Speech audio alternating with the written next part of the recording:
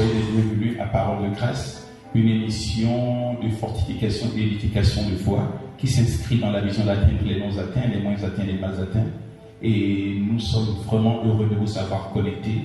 Nous vous encourageons à vous abonner afin de ne rater aucun de nos enseignements. Je suis là pour vous dire, je suis heureux de vous recevoir sur cette plateforme d'excellence et je crois que le Seigneur nous fera du bien au travers de ces émissions. Alors, je viens rapidement vous inviter à ouvrir nos Bibles. Nous allons ensemble puiser notre verset de partage de ce soir dans le livre de Romains au chapitre 1er, au verset 17. Je lis pour vous dans la version Louis II. La Bible déclare: parce qu'en lui est révélée la justice de Dieu par la foi et pour la foi, selon qu'il est écrit, le juste vivra par la foi. Alléluia. Alors, bien-aimés, sachez que lorsqu'un verset ou lorsqu'une racine d'un verset, racine principale d'un verset, revient une fois, deux fois, voire trois ou quatre fois dans la Bible, ça veut dire que la révélation attachée à ce verset nous révèle ou nous expose à une pensée profonde de Dieu concernant l'humanité.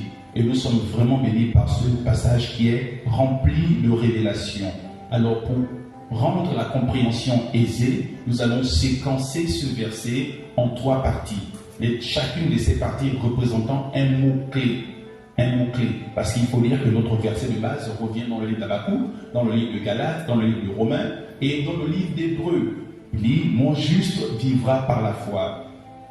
Séquençons cela. On va dire trois parties: juste, vivre et foi. Ce soir, nous allons essentiellement parler autour du premier mot juste. Le jeudi prochain, nous allons développer sur vivre et le jeudi d'après, nous allons finir avec foi. Alléluia. Alors, en parlant de juste ou de justice, il est important pour nous de remettre le texte dans le contexte dans lequel il a été écrit afin de vraiment cerner la pensée de Dieu.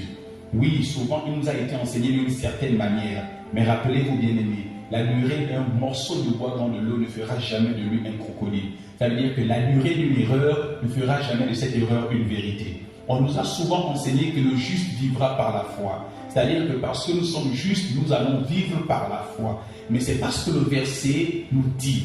Le verset, par contre, nous dit, c'est celui qui est justifié par la foi qui vit. D'accord ?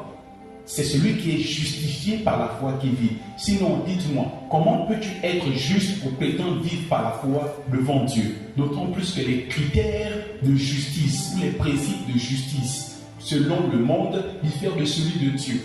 Ce que Dieu est en train de nous dire au travers de ce passage, c'est que celui qui est justifié par la foi, c'est celui-là qui vit. D'accord? Ce n'est pas celui qui est juste qui vit par la foi. Non, non, non. Le verset dit c'est celui qui est justifié par la foi qui vit. Parce que, encore une fois de plus, les critères de justice selon les hommes diffèrent de ceux qui viennent de Dieu. Selon les hommes, vous êtes juste à cause des actes que vous posez. Vous êtes juste à cause de ce que vous faites. Mais selon Dieu, le critère de justice n'est pas comme ça. Le critère de justice selon Dieu est contenu dans le livre de Romains au chapitre 10, au verset 10. La Bible dira dans la version Louis II, c'est la croyance de notre cœur qu'on parvient à la justice et la confession de la bouche qu'on parvient au salut. J'ai envie de vous lire ce même verset dans la version Semeur, plus explicite. Il est dans la version Semeur, Romains 10, 10. Car celui qui croit en son cœur, Dieu le déclare juste. Celui qui affirme de sa bouche, Dieu le sauve. Voyez-vous, bien-aimés, la justice selon le point de vue de Dieu est attachée à la croyance qui est dans notre cœur.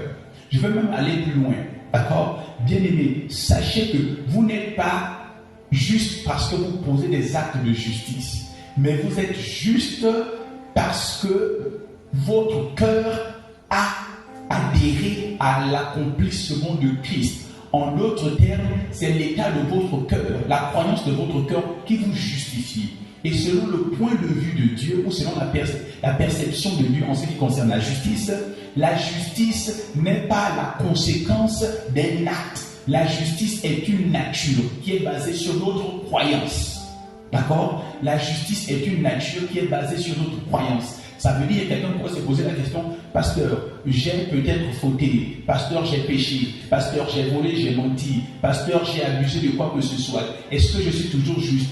Oui, mon frère, ta justice ne change pas. Écoutez bien, ta justice ne change pas avec les actes que tu poses.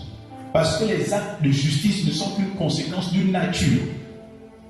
Écoutez, si vous avez un joli lapin, et ce lapin va se vautrer dans la boue, vous êtes d'accord avec moi, malgré la saleté qui est sur ce lapin, ça reste toujours un lapin. Un lapin peut être sale, mais ça reste un lapin. Et si vous prenez soin de ce lapin, vous le lavez, ça redevient votre lapin de base. Donc la nature de ce lapin n'a pas changé parce qu'il s'est vautré dans la boue. Il était juste sale. Donc ta faute ne change pas ta nature. Ta faute ne change pas ta nature. La justice, selon la perception de Dieu, est une histoire de nature. Et cette nature s'acquiert au travers de notre croyance. Ce n'est pas nos actes qui nous conduisent à la justice. D'accord? Mais c'est notre croyance qui nous conduit à la justice. Et donc, parce que nous sommes justes, c'est normal pour nous de poser des actes de justice. Ça veut dire que les actions de justice ou les actes de justice ne sont que les conséquences de la nature que nous avons acquise au travers de notre foi en Christ Jésus. Donc, c'est très important de comprendre ça. Oui, bien aimé. En effet, c'est ça dont il est question. Nous ne sommes pas justifiés par nos actes. Nous sommes justifiés par notre foi. Notre foi. Et c'est parce que nous avons été justifiés par la foi que nous vivons. C'est ce que dit la parole de Dieu. Aussi, je souhaiterais que nous prions ensemble. Que nous prions ensemble. Que le Seigneur nous fasse la grâce par son esprit de cerner sa pensée. De cerner sa pensée. Et de vivre dans le standard auquel il nous appelle. Là où tu es, juste prends cette attitude de prière. Prions ensemble. Adonai, notre Dieu, notre roi, nous te bénissons, nous te célébrons parce que tu es Dieu. Tu es merveilleux, tu es glorieux, tu es majestueux, tu es le Dieu des temps et des circonstances, le Dieu pour qui nous sommes connectés au travers de cette plateforme d'excellence, le Dieu qui nous fait du bien, le Dieu de toute providence, de toute pourvoyance, le Dieu de toute sollicitude. Nous te célébrons, ô Adonai. Tu es grand, tu es merveilleux, tu es majestueux. Merci Père éternel pour ta parole qui nous fait du bien. Ta parole qui nous fortifie et qui nous amène à considérer les choses selon ton point de vue. Merci Père éternel, mon Dieu, mon roi, pour ce que tu nous donnes de comprendre, Père, que notre justice n'est pas attachée à nos actions, Père éternel. Parce que trop souvent nous avons cherché, Père éternel, mon Dieu, mon roi, à te plaire par nos actions. Mais tu nous dis ce soir que notre justice ne viendra pas de nos actions, mais de l'état de notre cœur, de ce en quoi nous croyons. Aussi nous voulons te dire merci. Merci Papa parce que tu es bon. Merci Papa parce que tu es glorieux. Tu attends de nous, Père éternel, mon Dieu, mon roi, que nous nous attachions à l'accomplissement qu'a fait Jésus-Christ en notre endroit, Seigneur. Merci. Parce que mon frère dorénavant comprend. Parce que dorénavant, ma soeur comprend que nos efforts, Seigneur, mon Dieu, mon roi, ne nous conduisent pas à la justice. Nos efforts en termes d'action ne nous conduisent pas à la justice. Mais c'est en acceptant, en croyant, en acceptant, en suivant Christ que nous sommes justes. Merci. Merci. Seigneur, merci pour cette grâce. Merci pour cette grâce. Donne-nous de grandir dans ce à quoi tu nous appelles, Seigneur, mon Dieu, mon roi. Dans le nom puissant de Jésus-Christ. Dorénavant, nous croyons et nous comprenons que c'est normal pour nous de poser des actions de justice. Parce que nous sommes justes dans notre nature, au travers de notre foi en Christ Jésus. Merci Seigneur. Merci pour ce cadeau inestimable. Tu es grand, tu es merveilleux, tu es glorieux. Merci, parce que la conscience du péché tombe dorénavant.